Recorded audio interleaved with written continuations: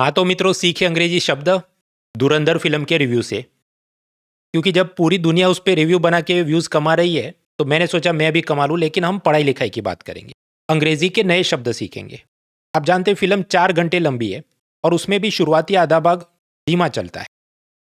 तो we have to plod through the first half. Plod का मतलब क्या है? धीरे धीरे, थका देने वाला इस गति से चल रहा है, स्लगिश है, लेबरस है। ऑपोजिट क्या होगा कि डायनामिक, फास्ट, रैपिड नहीं है। फिर द हिंदू कॉलमनिस्ट को मजा नहीं आएगा तो movie is full of propaganda and pugnacity. Pugnacity मतलब लड़ाकू स्वभाव का व्यक्ति, मारधाड़ वाली फिल्म। इसका ऑपोजिट क्या होगा? पैसिफिस्ट, डॉसाइल। गांधी जी कैसे नेता थे? पैसिफिस्ट, युद्ध नहीं चाहते थे, अहिंसा में मानते थे। अच्छा, डोनाल्ड ट्रंप और नेतन्याहू कैसे नेता है? पग्नेशियस लीडर्स हैं। इस कारण से अमेरिका और इजराइल की विश्व में कैसी छवि है? बिलीजरेंट नेशंस। तो ये ऐसे शब्द हैं जो लड़ाकू, झगड़ालू, इस प्रकार की भावना दर्शाते हैं। फिल्म में मारधाड़ के बहुत सीन हैं। तो क्रिटिक्स ने कहा डायरेक्टर आदित्य दार लीन्स हेविली ऑन ग्रेटुइटस वायलेंस। ग्रेटुइटस मतलब अनावश्यक, बेवजह, नीडलेस। इतनी मारधाड़ नहीं दिखाते तो 4 घंटे की मूवी शायद 3-3.5 घंटे में भी खत्म हो सकती थी। फिल्म में यह भी दिखाया गया कि हमारे नेता और एनजीओ आईएसआई और टेररिस्ट से मिले थे। Our opposition leader and NGOs were in cahoots with the terrorists. Cahoots मतलब मिली भगत, सीक्रेट पार्टनरशिप। हालांकि फिल्म में ये सब कॉम्प्लेक्स जियोपॉलिटिक्स को बहुत ही ओवर सिंप्लीफाई किया है, ताकि वो भारत के खिलाफ अगर नींद में भी सोचे ना तो उनके ख्वाब में भी हम बैठे नजर आने चाहिए। तो complex geopolitics is turned into jingoism and sabre rattling. Jingoism मतलब अंध राष्ट्रवाद, अति राष्ट्रवाद। सेबर रैटलिंग मतलब तलवार खनखनाना, जैसे पाकिस्तान के नेता करते हैं कि इंडिया को हम सबक सिखा देंगे, हमारे पास इतने न्यूक्लियर बॉम्ब हैं वगैरह, जबकि होना उनसे कुछ है नहीं। तो इसे क्या कहेंगे? Sabre rattling. आप ये भी जानते हैं कि शुरुआत में वो जसकिरात सिंह रंगी था और फिर हमजा अली मजारी बनता है। तो pain of Jaskirat is transmuted into the fire, मतलब रूपांतरित हो गया, बदल गया। उसने खुद को प्रिजर्व नहीं किया, रिटेन नहीं किया। जस्ट लाइक कि जब आप यूपीएससी की तैयारी करते हैं तो या तो आप टॉपर बनते हैं, नहीं तो आप तजुर्बा लेते हैं। लेकिन आइदर वे, जो आप कॉलेज में विद्यार्थी थे उसके मुकाबले आप ट्रांसम्यूट हो जाते हैं, बदल जाते हैं। वैसे तो फिल्म पूरी हैवी, सीरियस, वायलेंस वाली है, लेकिन बीच बीच में जमील जमाली की कॉमेडी आती है जो फिल्म में लेविटी यानी कि हल्कापन लाती है। जरवारी साहब, आपने बतखें तो बड़ी सफेद पाल रखी है अपने फार्म हाउस में। तो लेविटी का ऑपोजिट क्या होगा? भारीपन, ग्रेविटास। हालांकि पहली फिल्म में अक्षय खन्ना यानी रहमान डकैत के चलते जितना वजन था, जो वादा किया गया उसे भूलने की गुस्ताखी मत करना।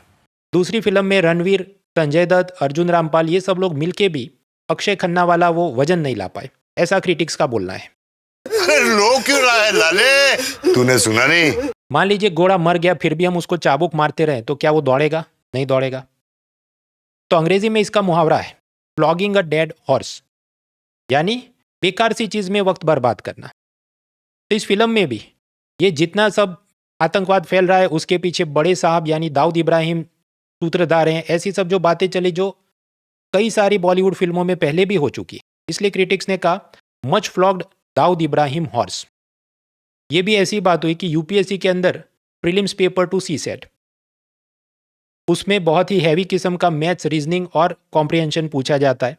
तो जो science, engineering, English medium background से नहीं है, छोटे गांव शहर से है, हिंदी, गुजराती, प्रादेशिक भाषाओं में तैयारी की है, उसके लिए वो पासिंग मार्क लाना बहुत मुश्किल हो जाता है। लेकिन ये ऐसी बात है, ये भी पिछले 10-12 सालों से हो ही रही है। तो अब इस पर और हम डिबेट करें तो वो क्या होगा? Flogging a dead horse. कि आपको मान के ही चलना है कि वो एक तकलीफ है, आपने खुद को ट्रांसम्यूट करना होगा जसकिरात सिंह रंगी से हमजा अली मजारी, और ये सब मैथ्स, रीजनिंग, कॉम्प्रिहेंशन की तैयारी करनी होगी। क्रिटिक्स का ये भी कहना है कि ये जो सीक्वल है वो पहले भाग जितनी जोरदार नहीं है। हालांकि Ranveer performance salvage is the film, मतलब कि कोई चीज़ डूब रही थी उसको बचा लिया, तो साल्वेज। इसका ऑपोजिट क्या होगा? कि लुटा देना, स्क्वेंडर। जैसे कि अकबर के ज़माने में मुगल साम्राज्य अपने चरम पे था, लेकिन उसके जो बाद के वंशज आएंगे वो सब लुटा देते हैं, स्क्वेंडर ऑफ कर देते हैं। एक और एग्जाम्पल कि जब आप यूपीएससी प्रीलिम में 1 से 100 सवाल टिक कर रहे हैं तो जहां नहीं पता वहां भाई जबरदस्ती के तुक्के मारना, गैस मास्टरगिरी करना और नेगेटिव मार्किंग में आप अपना पॉजिटिव स्कोर स्क्वेंडर ऑफ कर देते हैं, लुटा देते हैं, और फिर यूपीएससी प्रीलिम्स का स्कोर और कट ऑफ उसे आप साल्वेज नहीं कर पाते। अब क्या, इसका तो एक ही रास्ता है, ज़्यादा से ज़्यादा रिवीजन करो और उसके बाद मॉक टेस्ट लगाते रहो। इसमें आपकी मदद के लिए इस रविवार 22 मार्च को Unacademy all India mock test का आयोजन कर रहा है। सुबह 9:30 बजे 100 सवाल का जीएस का पेपर है, दोपहर 2:30 बजे 80 सवाल का सीसेट का पेपर है। फ्री रजिस्टर कर सकते हैं आप unacademy.com/scholarship/UAIPMT 2026। हालांकि सच में पूरा रिवीजन किया है, ज़्यादातर सब्जेक्ट कंप्लीट है तो ही टेस्ट देना, वरना टाइम वेस्ट ना करें, क्योंकि इसी में आप समझो 2-4 घंटे आपके चले जाने, जस्ट लाइक धुरंधर मूवी। बाकी डिटेल्स डिस्क्रिप्शन में है। Let's crack it.